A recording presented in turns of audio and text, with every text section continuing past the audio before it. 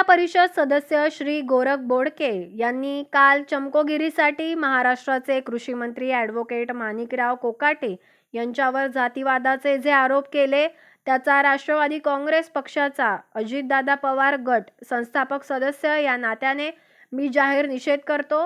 वास्तविक बघता राष्ट्रवादी काँग्रेस पक्षाचे राष्ट्रीय अध्यक्ष श्री अजितदादा पवार यांनी मंत्रिमंडळात कोणाला स्थान द्यायचा हा निर्णय सर्व आमदारांच्या संमतीने घेतला आहे। पक्षाचा हा निर्णय सर्वांनी मान्य केला आहे, किंबहुना गोरख बोडके यांनी सुद्धा मान्य करायला हवा, परंतु ते पक्षाचे प्रदेश पदाधिकारी असून सुद्धा त्यांनी प्रसिद्धी माध्यमांसमोर मांडलेली भूमिका ही साफ चुकीची आहे। हे सर्व करीत असताना त्यांनी प्रदेश अध्यक्षांची परवानगी घेतली होती का? घेतली असेल तर तसे त्यांनी पत्र दाखवावे आणि परवानगी घेतली नसेल तर पक्षविरोधी कार्य म्हणून त्यांच्यावर शिस्तभंगाची कार्यवाही होणे गरजेचे आहे। त्यांनी प्रसिद्धी माध्यमांसमोर जी भूमिका मांडली, प्रथमतः त्यांनी आपला इतिहास बघावा, त्याचप्रमाणे आरोप करण्यापूर्वी आपली राजकीय कारकीर्द किती वर्षाची आहे आणि किती प्रामाणिक आहे हे सुद्धा तपासून बघावे। पक्षाचा एक निष्ठावान आणि तितकाच आक्रमक सेवक म्हणून मी ह्या पत्राद्वारे कळवू इच्छितो की यानंतर असे कोणतेही बिनबुडाचे आरोप आम्ही सहन करणार नाही, अन्यथा यानंतर असे कोणीही आरोप केले तर त्याला आम्ही आमच्या पद्धतीने उत्तर देऊ।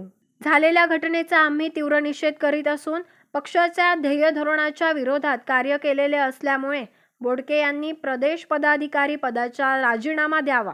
परवाच्या दिवशी राष्ट्रवादी काँग्रेसचे आमचे माजी जिल्हा परिषद सदस्य गोरख बोडके यांनी या ठिकाणी माणिकराव आमचे राज्याचे कृषी मंत्री माणिकराव कोकाटे यांच्या संदर्भामध्ये एक प्रेस घेऊन चुकीची माहिती या ठिकाणी माध्यमांसमोर सांगितली आहे।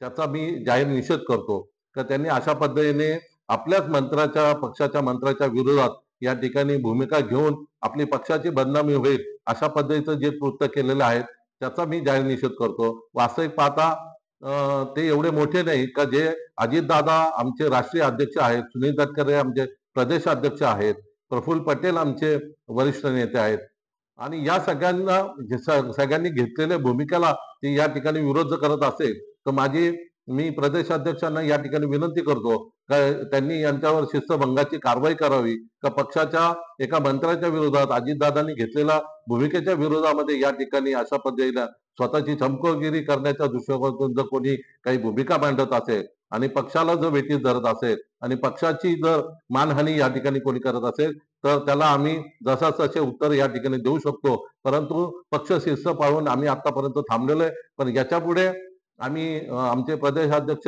तटकरे साहेबांना विनंती करणार आहे की अशा पद्धतीची जी भूमिका घेतात तर त्यांच्यावर शिस्तभंगाची कारवाई करा।